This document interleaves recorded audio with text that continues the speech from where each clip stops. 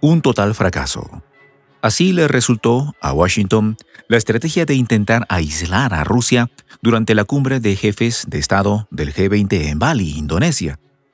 Joe Biden pretendía, mediante una declaratoria final, una condena masiva contra Moscú por el conflicto en el flanco oriental europeo, pero no obtuvo unanimidad y sus planes se fueron por la borda.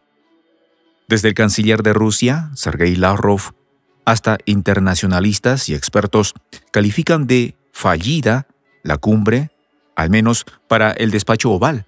La cita del archipiélago asiático más bien mostró profundas divisiones entre las economías más grandes del mundo y dio por sentado que la unilateralidad de la potencia del norte ha llegado a su fin. Los detalles a continuación.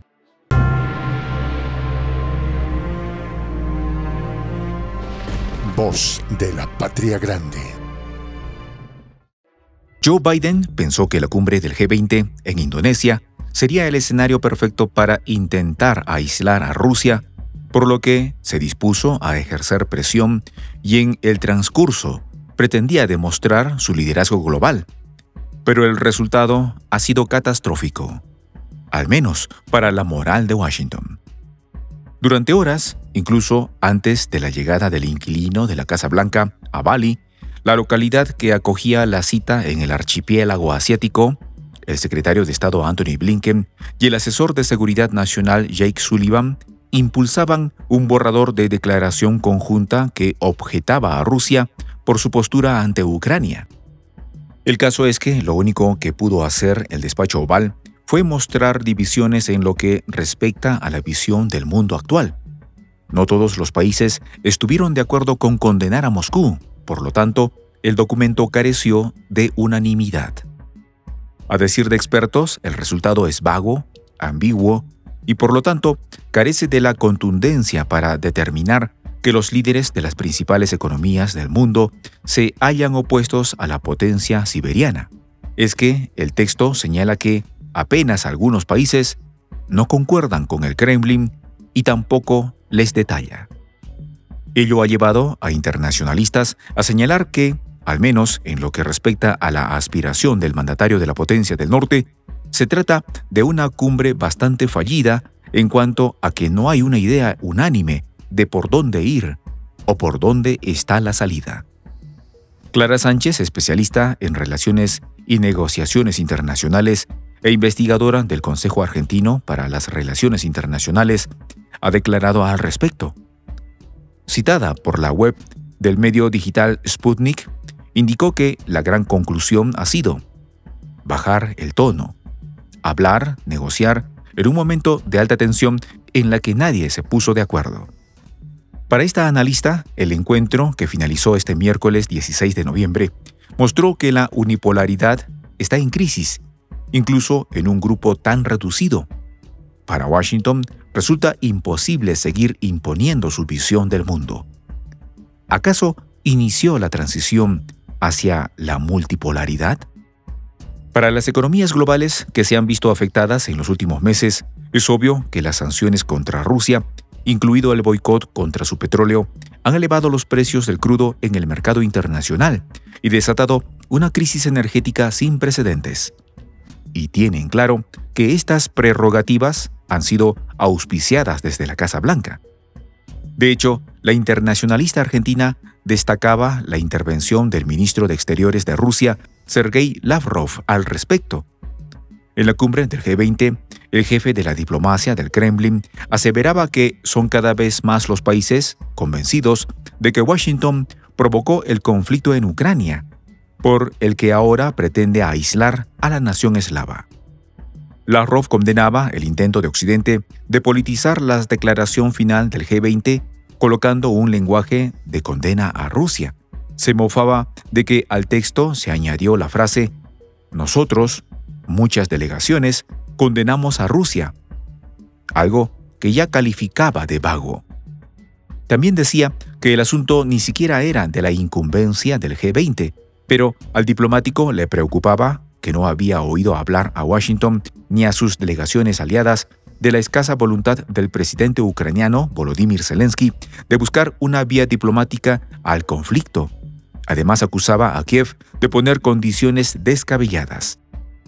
En vista de todo esto, el canciller ruso aseveraba que Rusia deseaba ver pruebas concretas de que Occidente estaba interesado en explicarle a Zelensky que esto no puede seguir así, que esto no corresponde a los intereses del pueblo ucraniano ni a los suyos. Por otra parte, Lavrov lamentaba que los líderes europeos hablen de la necesidad de una solución diplomática del conflicto mientras continúan suministrando armamento a Ucrania. Sobre todo, hacía notoria la participación informal de la OTAN en el conflicto. Si bien no tienen tropas en el lugar, ya hace mucho tiempo que suministran armas y entrenan soldados.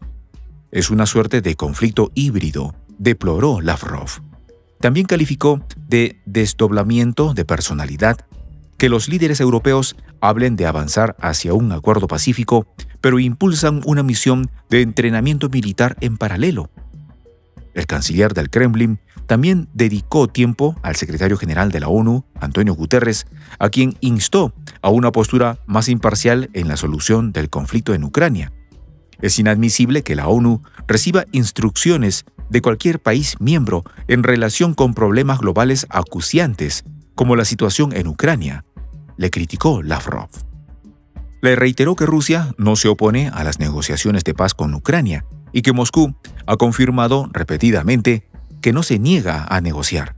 Por el contrario, Lavrov dijo a Guterres, quien sí se niega es Ucrania, más específicamente su presidente, Zelensky.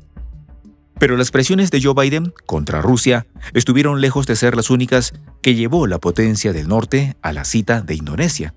Reseña la web de Sputnik News que la creciente tensión entre Pekín y Washington por la isla de Taiwán también se vio reflejada en la cumbre. Xi Jinping se reunió con el inquilino de la Casa Blanca de forma paralela a la cumbre. Fue la primera vez que ambos se encontraron cara a cara desde que asumió el demócrata. La internacionalista Clara Sánchez resaltó al respecto que Washington suscribe en la teoría la idea de una sola China. No obstante, alerta, hay una cuestión estratégica: utilizar a Taiwán como moneda de intercambio en las relaciones de ambos países y como forma de negociación. Esto quiere decir, a criterio de la experta, que Washington echará mano de la isla rebelde para seguir presionando a Xi. Y se sabe que el líder chino pidió a Biden levantar sanciones unilaterales y restricciones sobre cooperación tecnológica, pero Washington está dispuesto a usar el tema de Taipei para poner a China contra la pared, por lo que la situación se va a volver mucho más compleja. De hecho, ya China respondió con ejercicios militares a gran escala alrededor de la isla, lo que generó temores de un posible conflicto entre el Ejército Popular de Liberación y el Pentágono. Algunos medios, como el diario español AS, resaltan que los mandatarios reflexionaron sobre la importancia de lograr avanzar en objetivos comunes de cara al futuro. Incluso Biden, en una actitud conciliadora con Xi Jinping, prometió que no habrá entre ambos una nueva guerra fría. Debemos trabajar juntos para hacer frente a los desafíos transnacionales, como el cambio climático, la estabilidad macroeconómica, la seguridad en materia sanitaria y la alimentación, recoge un comunicado. Por todo ello, los presidentes acordaron impulsar la comunicación entre las partes.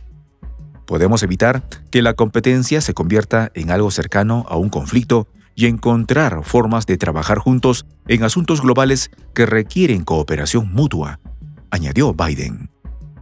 Pero la internacionalista Clara Sánchez también advierte de las cambiantes posiciones de Washington en algunas situaciones. También lamenta que los temas duros que proponía la cumbre en materia de seguridad alimentaria y de transformación digital quedaron solapados por la cuestión del petróleo y del aumento de los commodities. Soy el J, Juan José del Castillo, director del canal Prensa Alternativa. Si quieres ser parte de la comunidad de la Patria Grande, suscríbete a nuestro canal. Si es que quieres que te lleguen las notificaciones cada vez que subimos un video, activa la campanita. Si quieres apoyar a nuestro canal económicamente, puedes hacerlo a través de PayPal. El enlace está en la descripción del video. A nombre del equipo de Prensa Alternativa, me despido con esta expresión en el quechua milenario, Tupananchis Kama, cuya traducción es hasta volvernos a encontrar.